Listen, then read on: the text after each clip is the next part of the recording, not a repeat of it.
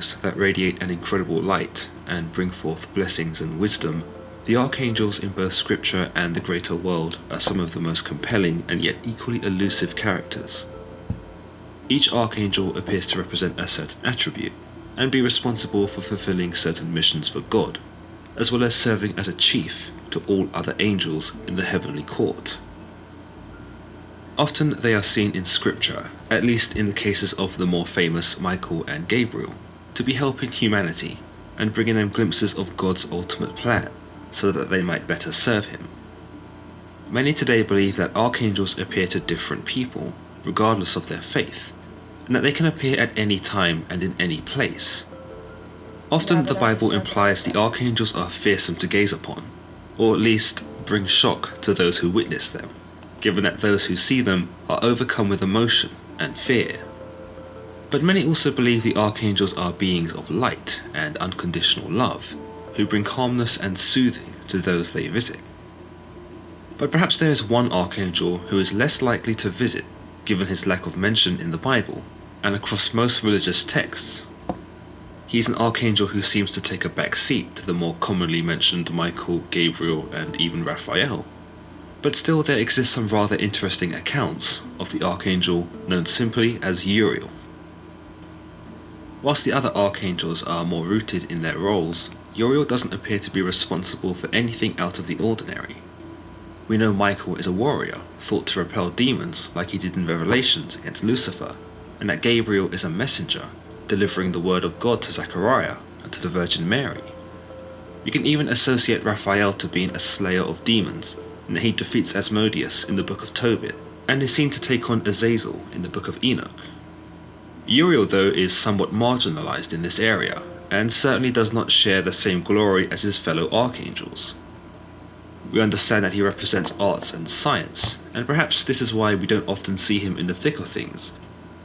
Interestingly though, in a pseudepigraphal book known as the Testament of Solomon, Archangel Uriel is thought to be the third archangel, and takes the place of Raphael. His name, which is thought to mean God is my light, infers that like the other archangels, Uriel serves to remind humankind that it is not he who should be worshipped, but God, for he is an extension of the Lord. Perhaps the main mention of Uriel takes place in the apocryphal book known as the Second Book of Esdras. It is thought to have been written by Ezra, a scribe and priest of the 5th century, before the Common Era. The first 2 chapters of this particular book focus on a long monologue by God, condemning the Israelites for not being thankful for him, for giving them all that he had given, and goes on to say how he intends to forsake them. The second chapter sees Ezra having a vision of Jesus Christ, and learns here from an angel that those that stay loyal to God will be crowned and receive the greatest of blessings. Ezra is also tasked by God to preach his word to the Israelites, letting them know how angry he is with them, but that those that are repentant will be shown mercy. By the 3rd chapter all the way to the 14th chapter, things start to get a little more interesting. This section of the second book of Esdras, otherwise titled The Jewish Apocalypse of Ezra, consists of 7 visions that Ezra experiences, all of which are revealed and detailed to him by the Archangel Uriel. Ezra tells us that he is in Babylon, and that he becomes troubled by certain thoughts he is having pertaining to the desolation of Zion and the wealth inherited by the Babylonians. He becomes anxious and confused at these thoughts, so much so that he puts in a long-winded prayer to God, detailing that those repentant of the Israelites still suffer, that their labours have no fruit, that the men of Babylon have taken their land, that many children are dying, and that many of them are suffering. Meanwhile, the Babylonians and the enemies grow stronger, wealthier, and grow in every other aspect, despite worshipping false gods and subjugating the Israelites to such horrors. The 4th chapter sees Ezra receive an answer from God in the form of the Archangel Uriel. Ezra tells us, "And the angel that was sent unto me, whose name was Uriel, gave me an answer, and said, Thy heart hath gone too far in this world, and thinkest thou to comprehend the way of the Most High?" What he essentially goes on to tell him here is that Ezra cannot possibly even begin to fathom the will of God, and so ponder though he may, he will never be able to suss out the plan of God. He tells him that there is a higher level of consciousness, that man cannot meet, and therefore he cannot know why God is doing the things he is doing. While it may seem like an injustice that the Israelites who are God-fearing are suffering, whilst the enemies are thriving, Uriel implies that it is no injustice at all, and that this is simply God's intention, because as the age-old saying goes, God works in mysterious ways. He gives a similar answer that God gives Job, when Job asks why he is being made to suffer, despite being righteous, to which God demonstrates the gap in their knowledge, reminding Job that due to this, he cannot possibly understand the plan. Ezra in this instance actually shows a bit more resistance, and though he accepts he doesn't have the knowledge to understand why God does the things he does, he asks Uriel to explain it to him. However, Uriel tells him that he cannot, because he does not know it himself. Ezra is adamant to get some form of answer, and the more he converses with the angel, the more he wishes to know. He begins to ask about the end times, but is still not given a direct answer. It appears Archangel Uriel does take some pity on Ezra, and perhaps appreciates his desire to find out the truth. Either that or he just gets straight up annoyed by him, and wishes to shut him up, for he agrees to show Ezra in part the answer to some of his questions. We are told, "I prayed and said, May I live, thinkest thou, until that time? Or what shall happen in those days? He answered me, and said, As for the tokens whereof thou askest me, I may tell thee of them in part, but as touching thy life, I am not sent to show thee, for I do not know it." The vision that Archangel Uriel gives to Ezra is quite a vivid one that only furthermore troubles Ezra thereafter. It seems that the more he learns about the plan of God, the more he is marveled, and the more questions he ends up having because of it. Archangel Uriel tells him in this vision that the fate of the unrighteous will suffer as they near the end times, as well as describing some signs of that which signifies the end. He tells us iniquity will be increased, blood will come out of wood, rocks will give voice, fish will make noises, women will give birth to monsters, and friends will turn upon one another. He finally ends his vision by telling Ezra that if he is to pray, weep, and fast after hearing this revelation, then he will be rewarded with an even greater vision. Seeming to be an addict for answers, Ezra does exactly that. In the next few chapters, Ezra receives several visions from the Archangel Uriel, and after each vision, Uriel explains to him what they mean, but leaves him just curious enough to keep him guessing. Most of these visions pertain to the end times, but also include some answers to Ezra's questions, including why the Israelites do not rule the world, given that they were God's favourites and the most loyal.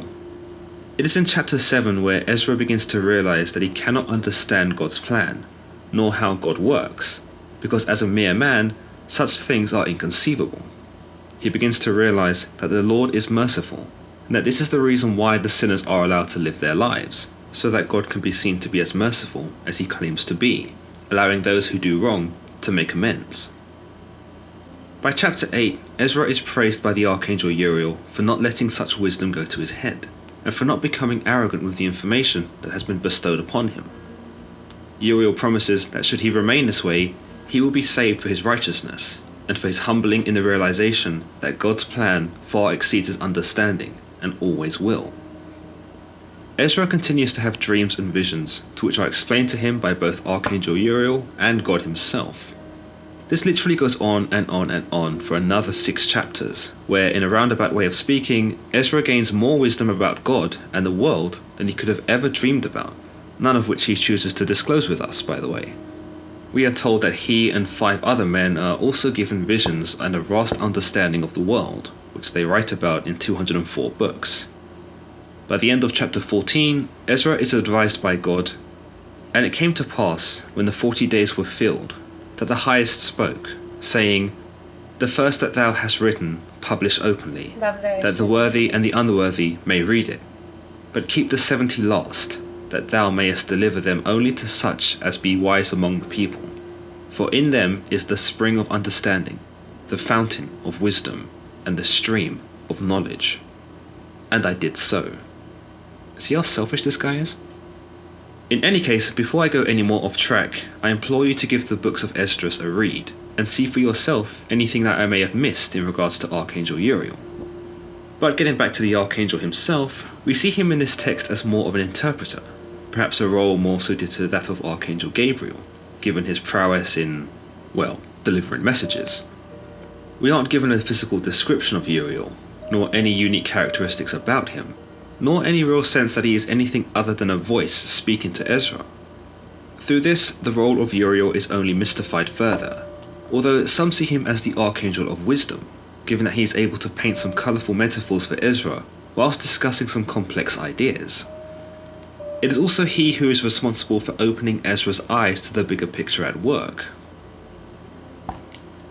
Archangel Uriel is often depicted in various apocryphal gospels, where he has a varying degree of importance.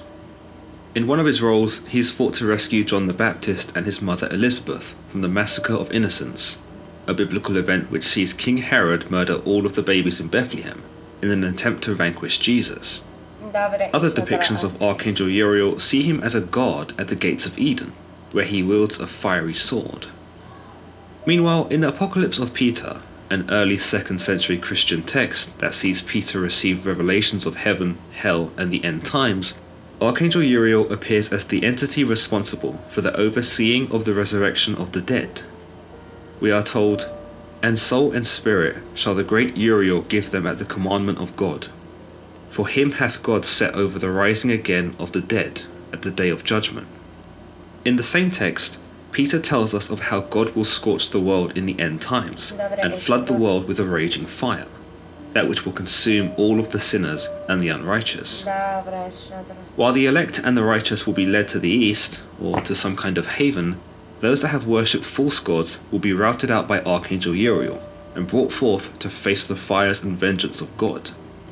As we are told here, Uriel the angel of God shall bring forth the souls of those sinners who perished in the flood, and of all that dwelt in idols, in every molten image, in every object of love, and in pictures, and of those that dwell on all hills, and in stones and by the wayside, whom men called gods, they shall burn with them in everlasting fire. And after that, all of them with their dwelling places are destroyed. They shall be punished eternally. He is also attributed as working alongside the angel Ezrael, who serves as a tormentor of those who are cast into hell.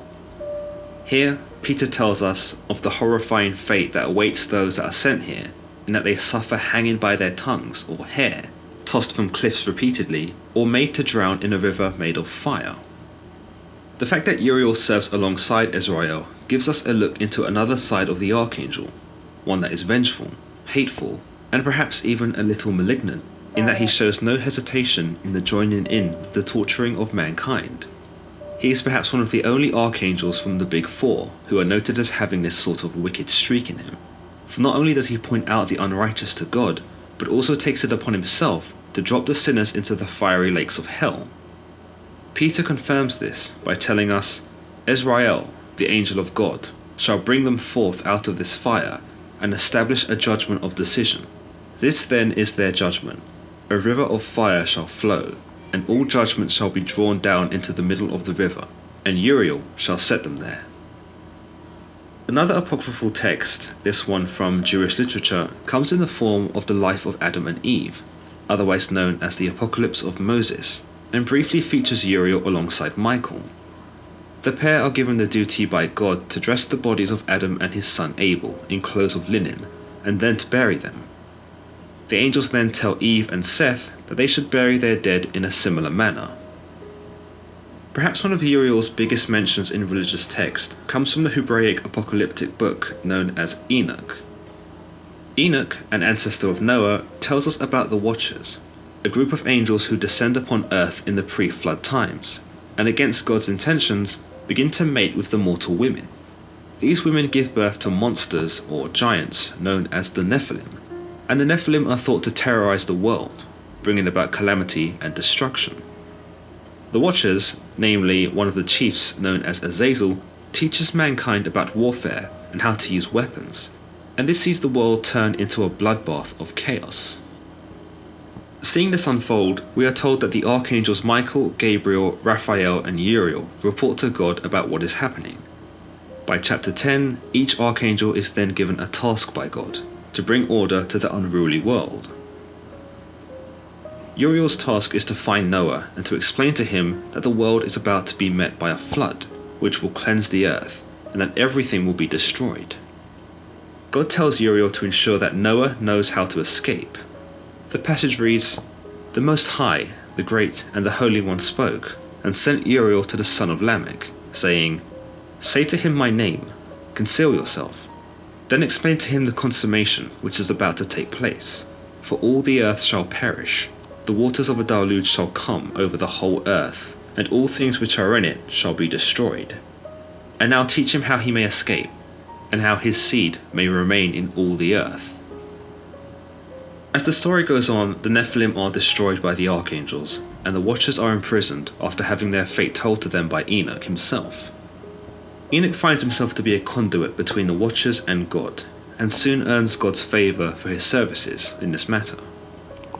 He's risen up to the heavens, and is treated to exploring the many layers of the eternal realm. Here we are told he is guided through these layers by the Archangel Uriel, and Uriel becomes something of a tour guide for him, detailing each layer to him. In chapter 19, we see Uriel guide Enoch through the prisons of heaven, where we learn the location and fate of the Watchers. We are told, "Here the angels who cohabited with women, appointed their leaders, and being numerous in appearance, made men profane, and caused them to err, so that they sacrificed to devils as to gods. For in the great day there shall be a judgment, with which they shall be judged, until they are consumed, and their wives also shall be judged, who led astray the angels of heaven, that they might salute them."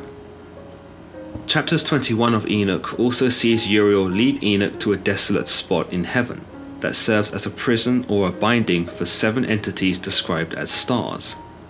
Enoch is curious as to what these stars are, or what they represent, to which Uriel explains, "These are those of the stars which have transgressed the commandment of the Most High God, and are here bound until the infinite number of the days of their crimes be completed." The chapter ends with Uriel taking Enoch to another prison in heaven, that which is described as a great blazing fire, with burning columns that descend into the darkness, all the way into the abyss. Enoch tells us that this particular place is a terrible one, and Uriel confirms this, telling him, "This," he said, "is the prison of the angels, and here they are kept forever." By chapter 26, Uriel takes Enoch back to earth and shows him a valley amongst a beautiful landscape, but that the valley itself was barren. Enoch queries as to what the significance of this place is, to which Archangel Uriel explains, "This valley is the accursed of the accursed forever. Here shall be collected all who utter with their mouths unbecoming language against God, and speak harsh things of his glory. Here shall they be collected. Here shall be their territory." You might say that this links in quite well with the accounts from the Apocalypse of Peter, where we are told that Uriel is actually responsible for the gathering of lost souls and the unrighteous, so that he might present them for the cleansing of fire by the hand of God. You might also say that this is where Uriel gathers the sinners in the end days, from which he descends into hell and drops them into the lakes of fire. Today, however, many believe Archangel Uriel to be an angel of wisdom, one who gives people both inspiration and motivation to live righteously. Many believers see Uriel as one who brings God's wisdom into their lives, and may visit one to deliver new insights and assistance. It is thought that Uriel helps one to achieve a higher connection with God, and will guide them through major decisions, similar to how he guides Enoch through the heavens. He is also thought to give intuition, and will help you develop a potential psychic link with God and the higher realm by delivering visions and dreams. Ultimately, Uriel is an archangel which many call upon when stuck in a creative rut, or may need some help in getting motivated to complete a task. Uriel is also thought to be called upon by those who have lost some self-respect, or may need some confidence after suffering some ordeal or some unfavourable circumstance. Uriel can empower those that are suffering and give them back value in their lives. Some believe that the Archangel Uriel manifests through electricity itself, perhaps a metaphoric sign of him giving life to something, as he does with the human conscience. He is also thought to be present on Earth during thunderstorms, where he is channeled by the lightning in the sky. Uriel is also thought to represent and appear in a ray of red light. Through this ray, he is able to help believers make decisions and process difficult emotions. He also encourages believers to help each other, for he believes that true richness comes in the form of generosity and goodwill, as well as being something that God will look favourably upon. But what stories about Archangel Uriel do you have? Let me know in the comments below, and as always, don't forget to give this video a thumbs up and don't forget to subscribe. Until the next time, guys.